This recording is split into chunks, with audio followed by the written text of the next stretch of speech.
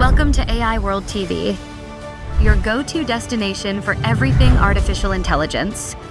Discover the captivating landscape of AI, where advanced technology finds real-life application. Subscribe to AI World TV for webzine articles, reports, podcasts, videos, live events, and latest trends. Hear from top industry leaders and discover how AI is transforming industries and our daily lives. Welcome, everyone, to today's deep dive. I mean, if you're someone who really wants to stay ahead of the technology curve, but, without completely drowning in info overload, This is exactly where you need to be. Oh, absolutely. The amount of noise out there is just staggering lately. It really is. But today is Sunday, March 29th, 2026, and we have a seriously fascinating article to dig into. It's from the AI World Journal, written by Sydney Armani. Yeah, the piece is called Google's TurboQuant Breakthrough, a turning point for AI memory efficiency. Right. And, well, okay, let's unpack this. Yep. Because for years now, the absolute mantra of the entire AI industry has been, scale is everything. Right, bigger is always better. Exactly. Yeah. You want a smarter AI, you just build a bigger model. You buy 100,000 more GPUs. Yeah. It was all about raw intelligence. But this source reveals this quiet, honestly monumental shift. We're moving from that era of raw intelligence into an era of sustainable intelligence. Which is huge. And I know for you listening, things like memory efficiency or quantization, they might sound like deep technical jargon. Yeah, it sounds a bit dry at first. Right. But you should really care about this, because this is the fundamental economic bottleneck right now. It dictates exactly how fast, how cheap, and how capable the AI tools that you use every single day are going to become. So if this bottleneck doesn't break, the whole AI revolution just sort of stalls out. Basically, yes.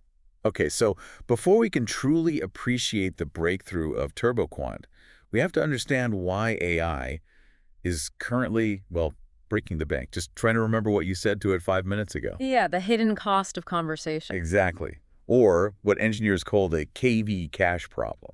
The key value cache. This is really the heart of the issue. When you interact with an AI over a long session, say you're having it write a complex legal analysis or, a marathon coding session. Right.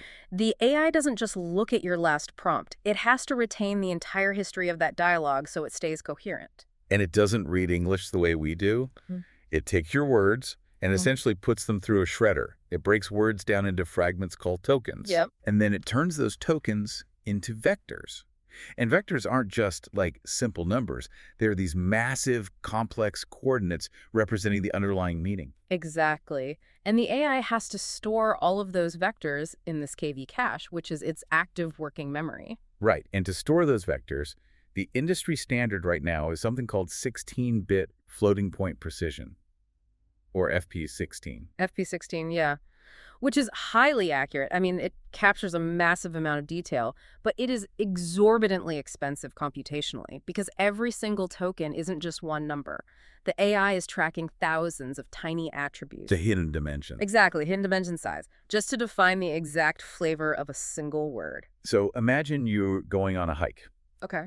And every time you take a step, which in this case is the AI processing a single token, someone just drops a 16-pound bowling ball into your backpack. Oh, wow. That is a perfect way to visualize it. Because if you just take a 10-minute walk, like a short prompt, you're fine. Right, you can carry a couple bowling balls. But the longer the hike goes on, the longer the conversation, the heavier you become. You just slow down. You need exponentially more energy just to take the next step. This raises an important question, though, because the math here isn't just simple addition. It compounds aggressively. Oh, right, because of all the dimensions. Yes, you have that 16-bit precision multiplied by thousands of tokens, multiplied by thousands of hidden dimensions.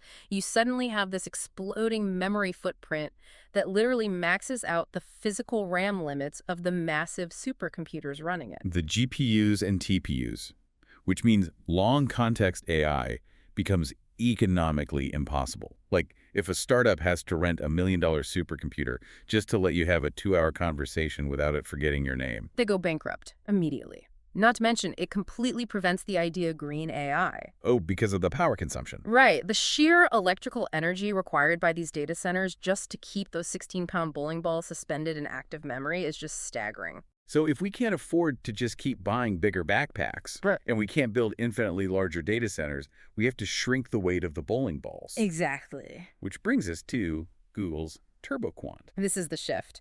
The brute force era ends. and the precision era begins. The stats from the AI World Journal piece are honestly mind-blowing. TurboQuant takes that 16-bit precision and crushes it down to about 3.5 bits. Yeah, 3.5 bits. That is a massive 4.5x reduction in memory usage, 4.5 times lighter. It's an absolute phenomenal feat of engineering. But wait, I have to push back here. Because surely you can't just delete over 75% of the data and expect the AI to stay smart, right? I would think so, yeah. Like, doesn't just get severe amnesia? What happens to the nuance, sarcasm, technical medical jargon? If you chop down the numbers that drastically, doesn't the AI just start hallucinating? That is a very valid concern, and that's exactly what would happen with traditional compression. Because transformer models are incredibly sensitive. Even tiny degradations in that KV cache lead to what researchers call attention drift. Attention drift. Yeah, the model literally loses focus on the core meaning of the sentence and just starts spewing nonsense. So how does TurboQuant shrink it by 4.5x without breaking the model's brain? Because it uses what Google calls learned quantization. Okay. It is not like zipping a file on your computer where you just blindly compress the whole thing. TurboQuant is smart. It uses selective compression. Selective compression. So it knows what to keep. Exactly. Imagine standard LP16 memory is a massive, high-resolution 4K photograph of a stop sign. It takes up a huge amount of hard drive space. Right. You can see the rust on the pole, the texture of the red paint. Yes. But if the AI's only goal is to know whether it should stop the car, it doesn't need the 4K rust data. It just needs a simple sketch of a red object. You are listening to the AI World Podcast, your trusted source for the latest innovations, insights, and trends in artificial intelligence, blockchain, fintech, and decentralized technologies. Each episode features expert interviews, engaging discussions, and in-depth analysis of how AI transforms industries worldwide. Stay ahead of the curve with the latest articles and exclusive reports from the AI World Journal, covering everything from emerging technologies to industry breakthroughs. For more news, global events, and access to AI World Society circle gatherings, visit us at aiworld.tv. Don't forget to subscribe to stay informed, stay connected, and be part of the AI revolution with AI World Lounge. Thank you for listening. Octagon. TurboQuant turns the 4K photo into a sketch. It aggressively compresses the redundant data, the noise, while maintaining the critical signals at high fidelity. Oh, wow. Okay, that makes sense. But how does it know it's a critical signal and what's noise in human language? Well, think about a sentence like, "The extremely quick brown fox jumped right over the very lazy dog." Yeah. The AI realizes that words like extremely or very are low-value noise for its reasoning. It compresses the math for those down to almost 0 bits, but it keeps the core structural words fox, jumped, dog at maximum fidelity. It aligns with the AI's own attention sensitivity. So completely avoids the semantic loss. It just drops the fluff. Precisely. Okay, here's where it gets really interesting. Because compressing memory like this doesn't just save space, it entirely rewrites the physics and economics of how AI data centers operate. Oh, the system-level ripple effects are massive. The source outlines some immediate impacts. First, latency optimization. Less data to move means everything goes faster. Right, no more awkward 2-second pauses when you talk to a voice assistant. Exactly. Real-time assistance. Yeah. And in finance, high-frequency trading algorithms can react in microseconds because they aren't choking on memory bandwidth. And that speed leads directly to cost compression. If you reduce the footprint by 4.5x, a single GPU can suddenly serve far more concurrent users. Like 4 or 5 times as many people on the same hardware. Exactly, which forces a global repricing of AI services. It becomes vastly cheaper. And then there's the long context reality. We always see marketing demos of AI reading entire books, but it usually crashes. Right. With TurboQuant, 1 million plus token contexts become a practical reality. Right, you could feed it a decade of legal case files and it just holds it all without breaking a sweat. But if we connect this to the bigger picture. The green AI angle. Yes, Mm-hmm. because AI data centers are so power hungry. They are, and people often don't realize that high bandwidth memory consumes massive power just moving data around. Right, just shuttling those bowling balls back and forth on the motherboard. That's exactly. By lowering this footprint, you drastically reduce data movement, which drastically reduces carbon emissions. It is a profound win for sustainability.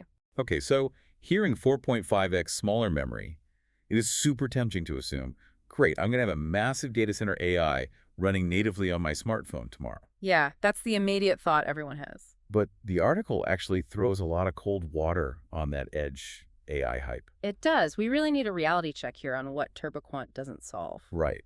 It definitely helps local models, like the 7 to 13 billion parameter ones, run better on phones. But mobile chips, the MPUs, they still fundamentally lack raw compute power. Yeah, the engine is still small, even if the fuel is lighter. And your device still has to physically store the model's actual brain, the weights on its hard drive. Plus the thermal throttle issue. Sustained AI generation creates immense heat. Right, your phone would just turn into a frying pan. Exactly. So if smartphones aren't the big winner here, what is? The true winner is agentic AI, autonomous agents. Oh, wow. Okay, explain that. We're shifting away from AI just being a chatbot that generates a paragraph of text. We're moving toward agents that do multi-step work over days, completely autonomously. Like assigning an AI to code an entire video game over a weekend. Exactly. On day one, it builds the physics engine. On day two, the lighting. But without massive memory, by day two, its KV cache fills up, it forgets the physics engine, and the whole thing crashes. Right, the mission fails. But TurboQuant provides exactly the robust working memory these agents need to not crash or forget their mission. It's like giving an autonomous worker a flawless infinite notepad, so they can track a multi-day project without ever losing the plot. That infinite notepad changes everything for autonomous digital labor. So zooming out, we are witnessing a shift from just a technical innovation to a total realignment of industry power dynamics, the architecture wars. This is massive. The old equation, more compute equals better models, is breaking under its own weight.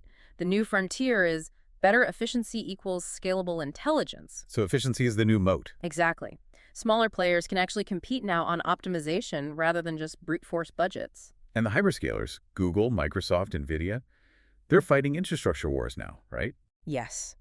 They want to control the full stack, from custom silicon chips to quantization algorithms like TurboQuant. And the source makes some wild predictions for the next 3 to 5 years about human-like memory systems. Yes, what's fascinating here is how AI memory is becoming hierarchical, literally mimicking the human brain. Let's break that down. So there's going to be sensory memory for immediate input, then working memory, which is this newly optimized KV cache, Right. and then long-term memory using vector databases. Right, like an external filing cabinet, it can query when needed. But to make this work, it has to do dynamic memory pruning. Meaning it actively decides what to forget. Yes, it mathematically scores the relevance of every concept. High relevance stays in working memory. But as topics shift, older concepts naturally decay and get archived or permanently deleted. Wow. So what does this all mean? It means the AI isn't just getting smarter, thanks to TurboQuant, it's getting sustainable. Right. We are moving away from an unsustainable brute force arms race into an era where AI can think further on significantly less energy. Exactly. And the takeaway for you, listen, is that the next time you notice your AI assistant flawlessly recalling a complex detail from an hours-long conversation, you are witnessing the magic of selective compression at work. But understanding this dynamic pruning leaves us with a really provocative question to ponder. If future AI systems are dynamically pruning and strategically forgetting data to build this human-like hierarchical memory, who decides what gets forgotten? Oh, that's the ultimate question. What algorithm decides what is irrelevant noise? Right. And could an AI eventually develop the equivalent of a repressed memory just because a topic was scored as low relevance at the time? Or could it develop nostalgia simply based on the weight its quantization algorithm gave to a past conversation? It really makes you look at these systems in a completely new light. It does. Thank you so much for joining us on this deep dive. Until next time. The future of artificial intelligence is unfolding, and it's happening at AI World Week, the flagship global event for innovation, collaboration, and transformation. This flagship global AI event is designed to connect visionary leaders, trailblazing entrepreneurs, and influential thinkers to explore the endless possibilities of AI. Experience groundbreaking technology that redefines industries and inspires progress. Join thought-provoking discussions on ethical AI, digital equity, and the transformative role of technology in our world. Build meaningful connections that catalyze innovation and drive impact. AI World Week is powered by AI World Society, a global movement dedicated to advancing AI responsibly and ensuring it serves humanity.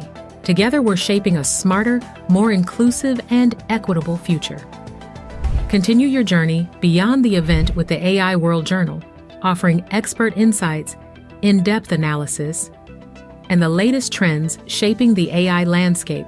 This is your opportunity to lead, to innovate, and to transform the world with AI. AI World Week. We invite you to join us and embrace the AI revolution.